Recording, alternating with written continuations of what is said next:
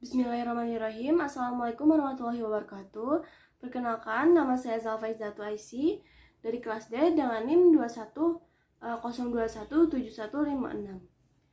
Baik, di sini saya ingin menjelaskan teori dari Kurt Lewin tentang psikologi kepribadian. Selanjutnya, saya ingin sedikit menceritakan siapa sih sebenarnya Kurt Lewin ini. Kurt Lewin lahir pada tanggal 9 September 1890 dan wafat pada tanggal 12 Februari 1947. Ia adalah seorang psikologi Jerman Amerika yang dianggap sebagai salah satu pionir modern di bidang psikologi sosial, psikologi organisasi, dan psikologi terapan yang berada di Amerika. Dan bahkan ia dianggap sebagai bapak psikologi sosial. Baik, selanjutnya ini masuk ke dalam teorinya. Teori yang diterapkan oleh teori Lewin ini yaitu teori Medan yang menjelaskan tentang berkembangnya segi pandangan baru dalam ilmu. Lalu bagaimana cara-cara memandang dan memahami perilaku alamiah dari teori Medan. Teori Medan juga menjelaskan tentang sekumpulan konsep dengan dimana seseorang dapat menggambarkan kenyataan psikologis mereka. Dan bagi Lewin juga, perkembangan tingkah laku merupakan fungsi dari perilaku dan lingkungan psikologisnya. Nah, lalu yang selanjutnya itu ada teori juga menjelaskan atau mempelajari interaksi antara satu individu dengan medan secara keseluruhan. Pemikiran ini diterapkan dengan menggunakan pemahaman dari Gestalt. Teori medan atau teori field theory merupakan salah satu teori yang termasuk ke dalam kognitif Gestalt field. Teori ini sama dengan Gestalt yang menekankan keseluruhan dan kesatu paduan. Mungkin sebagai langkah awalnya penting sekali mengenali pondasi yang mengkonstruksi teori ini. Menurut psikologi Gestalt juga keseluruhan itu berbeda dari penjumlahan bagian-bagiannya atau membagi-bagi berarti mendistorsi.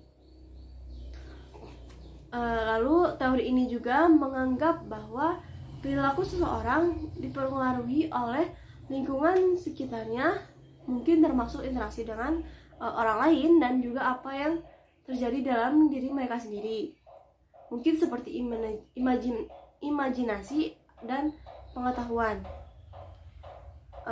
Menurut teori ini, hidup seseorang terdiri dari ruang-ruang pengalaman yang berbeda-beda. Lalu selanjutnya ada proses perubahan. Nah, untuk model perubahan yang dibuat Lewin mendefinisikan 3 proses perubahan, yaitu yang pertama ada unfreeze, change, dan yang terakhir itu ada refreeze, atau bisa disebut juga dengan pencairan, perubahan, dan pembekuan kembali. Pada tahap pencairan, seseorang atau sebuah organisasi menyadari bahwa perlu adanya perubahan. Lalu yang kedua itu ada tahap perubahan. Segala macam bentuk perubahan yang perlu dilakukan dan dipahami dan juga dikomunikasikan ke semua badan organisasi. Dan yang terakhir pada tahap pembekuan kembali, organisasi melakukan perubahan tersebut sebagai norma yang baru. Lalu selanjutnya itu ada dinamika kelompok. Di sebuah artikel pada tahun 1947, Lewin pertama kali menggunakan istilah dinamika kelompok. Itu ia juga mengartikan sebagai cara sebuah kelompok dan anggota di dalamnya menanggapi perubahan situasi. Lewin menjelaskan interaksi antara perilaku dengan lingkungan menggerakkan sebuah energi. Mungkin ada proses-proses dinamika. Yang pertama itu ada energi. Energi adalah dorongan yang ada pada diri seseorang yang menyebabkan bergerak atau bertingkah laku. Lewin menganggap bahwa perilaku merupakan suatu sistem yang kompleks. Setiap gerak atau kerja baik dari fisik maupun psikis pasti menggunakan energi. Lalu yang kedua itu ada tegangan atau bisa disebut juga dengan tension. Tegangan adalah suatu keadaan di dalam diri pribadi terhadap daerah dalam pribadi lain. Oleh karena itu, lebih menunjuk sifat-sifat dinamik dari suatu daerah atau sel dari daerah dalam personal.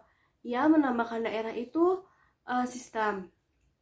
Lalu yang ketiga itu ada kebutuhan atau need. Peningkatan dan ketegangan atau pelepasan energi dalam suatu daerah dalam personal disebabkan oleh timbulnya kebutuhan. Lalu yang keempat itu ada valensi atau valence. Ini juga adalah suatu sifat konseptual suatu daerah dalam lingkungan psikologis atau nilai lingkungan psikologis bagi pribadi. Nilai ini terdiri dari dua macam daerah ya. Yang pertama itu ada daerah positif. Daerah ini dapat mengurangi ketegangan pribadi jika memasuki daerah tersebut, serta dapat menyebabkan meningkatnya ketegangan jika pribadi ini terhambat untuk menuju lingkungan tersebut. Contohnya mungkin makanan bagi orang yang lapar. Yang kedua itu ada daerah negatif. Daerah ini dapat meningkatkan ketegangan pribadi jika mendekati lingkungan tersebut dan juga menyebabkan menurunnya ketegangan apabila menjauhinya. Lalu selanjutnya itu ada dalam mengembangkan teorinya, Kurt Lewin juga memakai asumsi dari Gestalt. Ada 3 asumsi yang digunakan di dalam mengembangkan teorinya. Yang pertama itu ada dasar pemahaman. Dasar pemahaman adalah psikologis, bukan elemen gambaran rinci jiwa, tetapi saling berhubungan atau pola atau juga konfigurasi. Elemen digambarkan untuk memahami saling hubungannya, bukan wujud ataupun ukurannya. Yang kedua itu ada beberapa saling